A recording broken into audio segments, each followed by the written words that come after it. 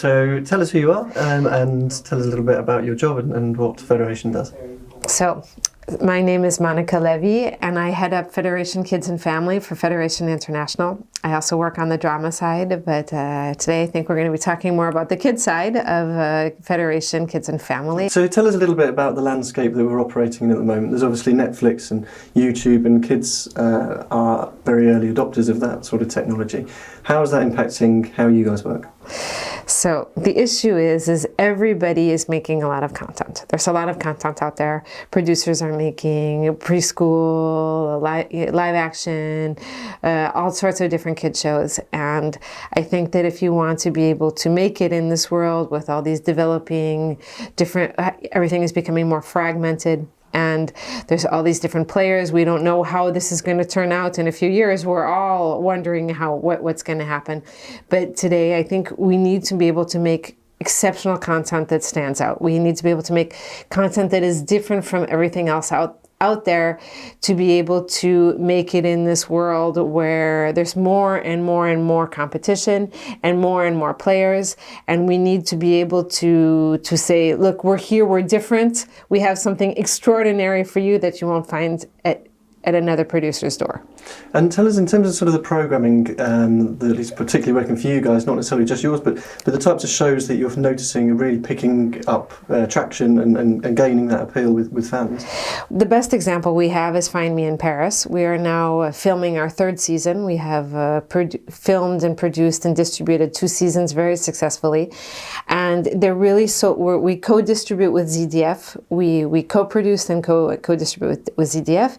And we have sold literally everywhere in the world. We have even sold in places like Japan and other places that are very hard to reach. We've notably done extremely well in the UK. Nickelodeon was extremely proud of their audiences. In the US, it's on Hulu, and I don't think I'm allowed to give any audience shares, but we know they're extremely happy with it. And this show is the perfect example of a show that is not like anything else that's out there. It's high-end drama, event, expensively made, expensively produced, and incredibly well written. And it's something for the whole family that's co-viewing that's out there. And to my knowledge, there's not really so much that's like that. So we've been extremely successful with that because it's very different from the other programs that are out there. And it's interesting, as you say, it's sold very widely. Yes. What is it about that show particularly that has enabled it to sort of cut through, you know, in countries ranging from Japan to the US to the UK? What is it about the show that really has that appeal? It's very either English or North American, but it has an international appeal, and ballet is loved by girls everywhere. And although it's a girls' show, the boys are there too, because it's very action-adventure, kind of a thriller to it. And it's just not like anything else that's out there. You know, there's time travel, it's filmed in the 1900s. It's almost like incredibly well-made adult drama, but for children. Sure.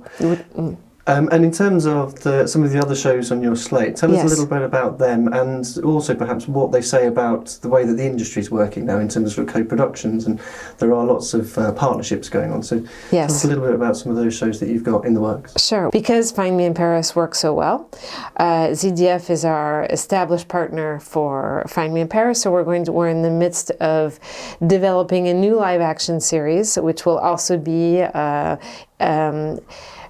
a time, I don't know how to say this, like if filmed in a different time era than today, which gives kids kind of a cultural view into the world, because, you know, we're not it's not the sitcoms that you will see here and there. It's really something that is outstanding. And so we're working on a new live action series that would be filmed in London in the 1900s. Hopefully more to come later, but it's kind of going to be like an Indiana Jones for kids. Sounds good. Yeah, I think it will be. And in terms of those sorts of partnerships, I mean, how do you see the industry developing? I mean, as you say, there's a lot of competitors on the production side and the distribution side, but also obviously there's lots more buyers as well. Presumably, is that providing opportunities for companies such as Federation? Hopefully that it will. The thing is we just don't know. Everybody's trying to find their place right now. The distributors, the producers, the channels, the SVOD services. We're all just kind of trying to feel our way through these next few years because we don't know how it's going to turn out. So today, everybody is trying to get SVOD rights. The linear players are trying to get them for them. The SVOD players are trying to buy in advance all the rights because they need them. And personally, what I'm hoping for, especially in the kids' world, is more of kind of a non-exclusivity. I don't know if you ever watch TV in the US, but if you go on TV in the US, and you will see the same program on different channels all the time. And when a show is great, people don't mind watching it all over the place. And I'm hoping that instead of hoarding the SVOD rights, people will be more open to sharing them in a non-exclusive way. And especially for kids, when kids love a program, they keep on watching it and watching it and watching it. And it gets just more popular the more you watch it. So I'm hoping this will be the way of the future. But again, I'm no one to, I don't know. I wish I did. I wish I did. In terms of the switch from linear to on-demand viewing, particularly with kids, how rapid is that acceleration in terms of the children and how quickly they're moving from linear to on-demand TV? Do you think, can you ever see a time when they will go back to linear TV? I don't know if they'll ever go back to linear TV. It's probably a question of age too, because, for a while they just watch the TV, and then when they're old enough to start, going on to Netflix by themselves, then they can go on to Netflix by themselves. I don't see linear ever going away altogether. I think that people will always have a TV in their house, and it will be kind of like a meeting for co-viewing. Family. So I think that that's really what we're trying to focus on, is family co-viewing audience that will be able to sit in front of the TV at 5 or 6 o'clock or 7 o'clock, depending on the country, and watch a show that will please everybody, where the mothers will find something, the fathers will find the kids of different ages, and they'll all be able to watch a show together. So you've also got a really interesting show from Rai in Italy that tackles a very interesting subject but aimed at a kids' audience. Tell us a little bit about this show. I'm so proud of that show. I'm so happy that we have it in our catalog. It's really different from everything else that I've ever seen out there, and I think that channels all over the world should really buy this program. The show is called Andra and Tati. And it's a story about two sisters that were deported from their Italian home, and they were deported to Auschwitz. And it's the story of their survival in the concentration camp. And it tells the story of the Second World War for kids in a way that they can understand what happened, in a way that is full of empathy but not scary, will not make them cry out of sadness, but they will understand what these terrible events happened. And I think it's very important to have something like this for kids, because in the day that we live in, we all know, we've all seen films and documentaries and series about this horrific event. However, there's nothing really for kids. And so these are for young kids, to teach them about the terrible events of the Shoah and what the children of a different time in the 40s went through that were their age. And it's done in such a touching, loving manner that I think that channels everywhere would be a great advantage for them to have something like this to show to their audience. It's a half-hour special that can be shown at the Holocaust Day or any other really time, really, and especially for an SVOD service. And I think it's an incredible show to be able to have out there, and we're very proud to have it.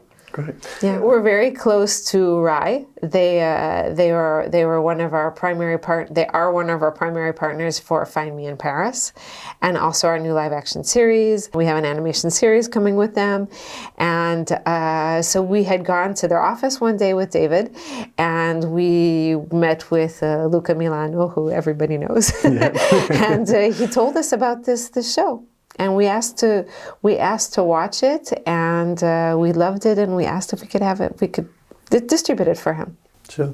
And in terms of sort of the wider industry, we've talked about sort of all the changes with on-demand viewing and linear viewing, and sort of how you're adapting to that. How do you see the industry changing over the sort of next let's say 3 years. How do you sort of see those shifts in distribution, in production, and in buyers with broadcasters and these new entrants that we're going to get on the OTC side? How does Federation sort of fit into all of that? Where are the opportunities for you guys? Yeah, that's a good question. I wish I knew the answer. The ticket is really to be able to produce just the best programming and to be able to stand out in any kind of programming that you make. As far as how the SVOD services and how that's all coming into play, you know, we've been through this before. When the cables came out, we went through a fragmented time. We didn't know how it was going to work. And then everything settled back to place, and now we're shifting again. One of the challenges is if it's on like an SVOD service, you don't really know, your program doesn't live on. It gets seen by a certain amount of people, unless it's like the show. It's the Handmaid's Tales of Hulu. You don't really know where it goes after that. So we have to be able to produce high event content and to be able to make it stand out even on these SVOD services, which is a big challenge. You have to do a lot of promotion. You have to have a lot of awareness. In your series, it has to be incredible so that people will talk about it everywhere. It's easier said than done, but... Thank you very much. Really interesting insights there into how Federation's adapting and the opportunities that you guys see. Much appreciated. Really nice to talk to you. Nice to talk to you too. Thank you for interviewing me, and I look forward to the next time. Excellent. Me too. Thank you. Thank you.